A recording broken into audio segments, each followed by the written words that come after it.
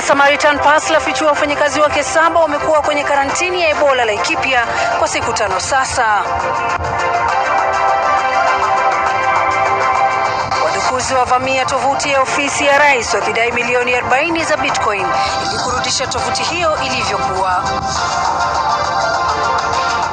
So we want to continue condemning the idea of witnessing, be it from wherever it comes. Maaskofu wa kanisa Katoliki waonya kuwa kukithiri kwa wahuni wanaoendeleza ghasia na machafuko nchini kutaathiri usalama wa kitaifa.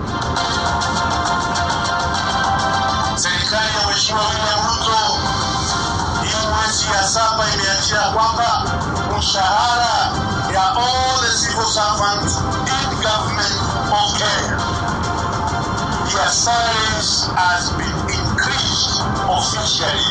Wafanyakazi wa umma kote nchini kuanza kupokea nyongeza za mshahara na marupurupu ya nyumba kuanzia mwisho wa mwezi.